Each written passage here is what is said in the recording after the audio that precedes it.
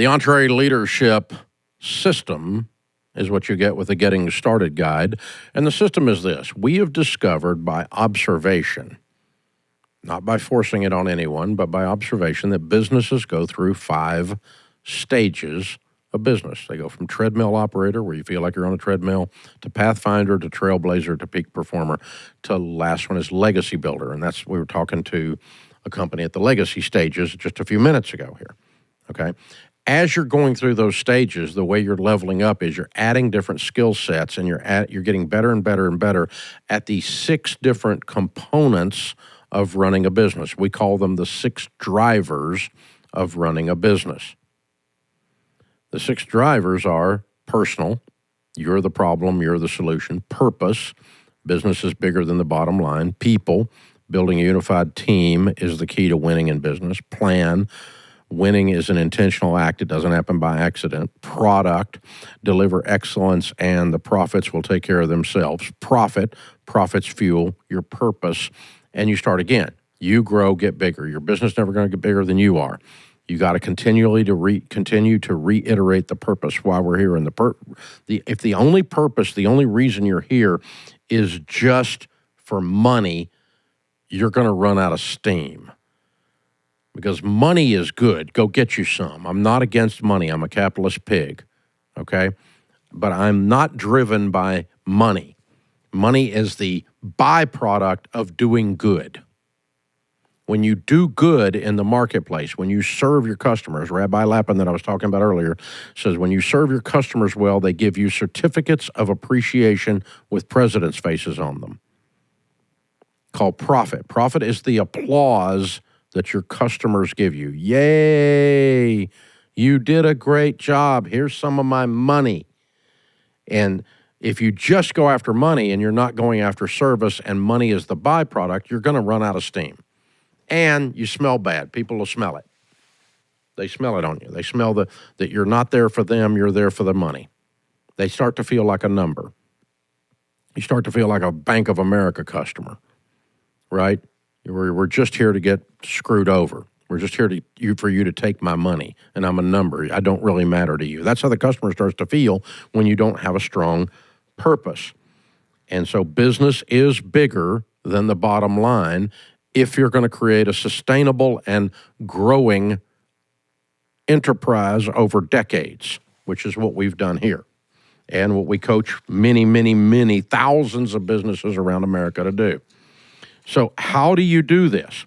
Well, you have to focus on several things, and these are things that when I first started and I was just trying to stay open and make payroll, I'm worried about collecting a receivable. I'm worried about getting this thing profitable.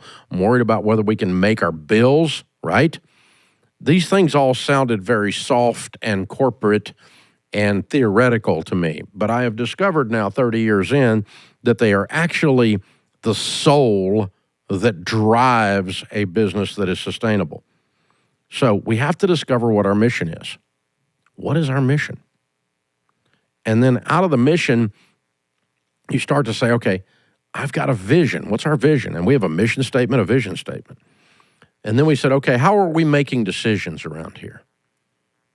What caused us to do that versus that?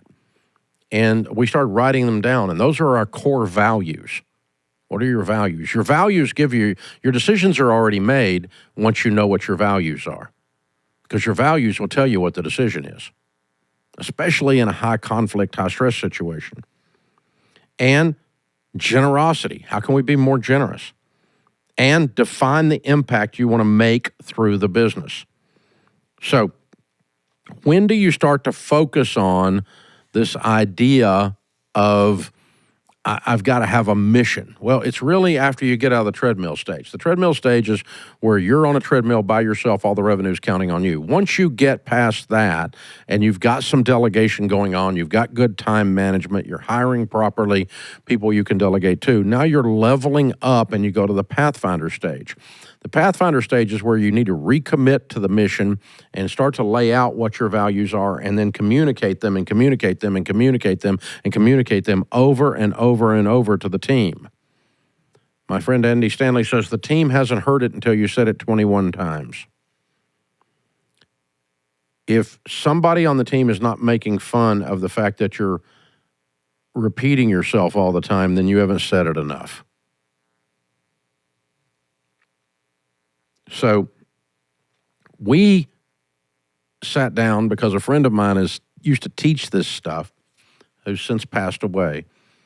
But when it was me and the very first team member, Russ Carroll, we sat down and opened our Bible and prayed and said, okay, what is our mission at Ramsey? And we wrote out a mission statement. It took us 3 or 4 days to get it all wordsmithed and get it where we felt good about it. Just 2 of us sitting in this tiny little office.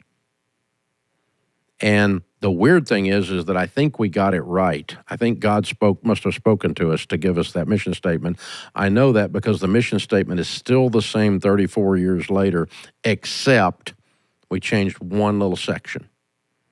But it's still the same. Ramsey Solutions is here to provide hope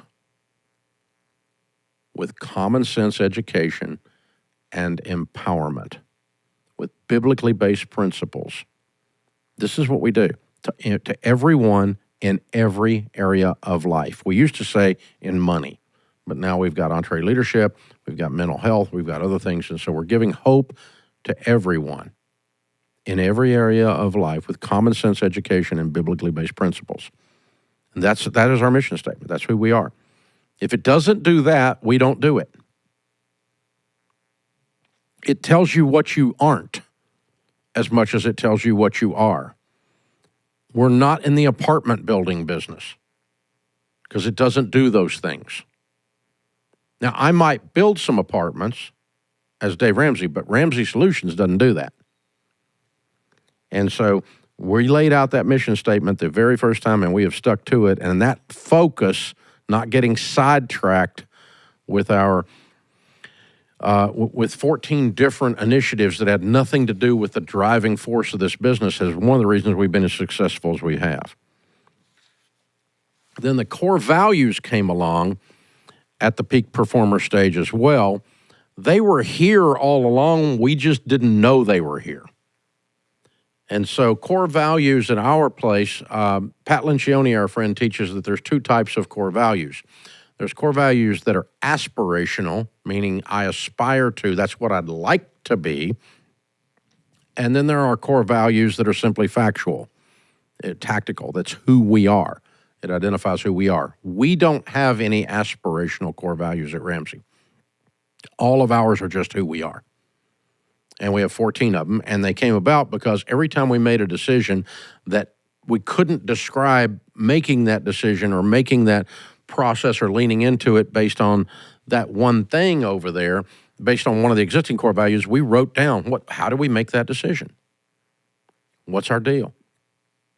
One of our core values is we have a self-employed mentality. Everyone that works here acts like they own the place. And if you don't care about this place as if you owned it, you don't fit in.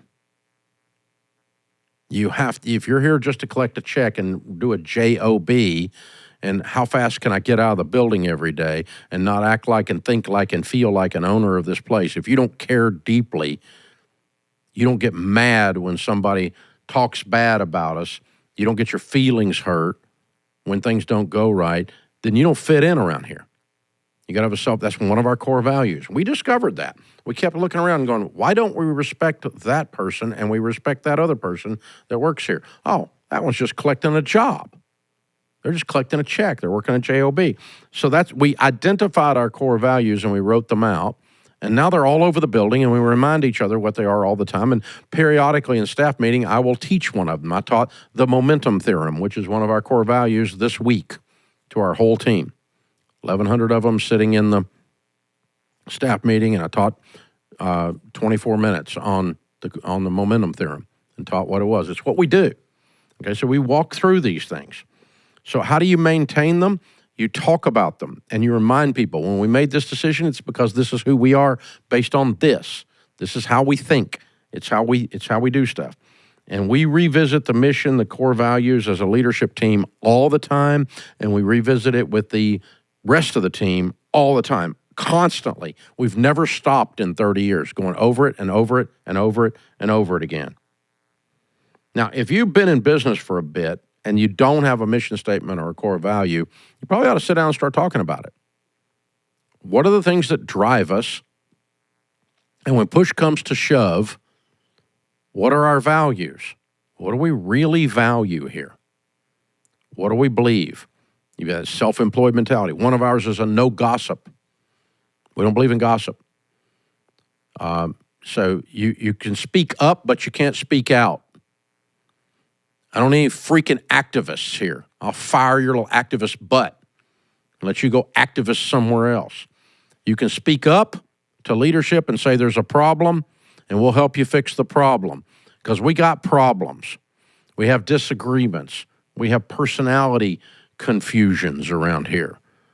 We have all kinds of contentious things that happen. There's 1,100 people in the building. There's 1,100 chances for you to be pissed off every day. And so when you have a problem, speak up. Don't speak out. Don't sit around in the lunchroom and discuss how stupid Ramsey is or how stupid your leader is, or they don't understand, or how incompetent so-and-so is over on the video team, or whatever. We'll warn you one time on that, and the second time we'll just fire you. We don't want that. And, consequently, we have a virtually gossip-free environment, and it's one of the things our team loves. It's a cultural icon. It's a core value. It tells us how to make decisions. No gossip is a core value, which means we don't tolerate gossip. Hello. You get fired for it. Isn't that weird? That's weird. But it keeps the toxic puke out of the building. Because people just walk around Henry Cloud used to say this, and it cracked me up, but it was the truth. He says, why do people pee in their cereal and then gripe because it tastes bad? That's gossip. Why are you pooping in the workplace and wondering why there's a smell? That's gossip. That's what it is. Of course. That's what's going on. And that's corporate America. Most of you work in places or have worked in places, I have years ago, where you're just dealing with that kind of stuff. So that's a core value. We actually had that policy, talked about it, but never wrote it down until the time that we said, okay, we need core values. Well, what's one of our core values? No gossip. What's one of our core values? Self-employed mentality. What's one of our core values? Momentum theorem. What's one of our core values? And we would just write them down. So you need to sit down and write yours down. And you need to lay out what your mission is, and your mission doesn't need to be, I want to make money. Because that's gross. I want you to make money. I hope you get just unbelievably wildly wealthy, and you're wildly generous in the process of you becoming wildly wealthy, and you have a wildly wonderful life. I hope all of that happens because you serve and help so many people. What's your mission? What's your core values? And you sit down and write them down. And this is the purpose driver of these 6 drivers. Very, very important. Business is bigger than the bottom line. And then you integrate these things into the culture of the company by adhering to them and reminding everyone that we adhere to them and that this is who we is. That's simple. This is the EntreLeadership Podcast.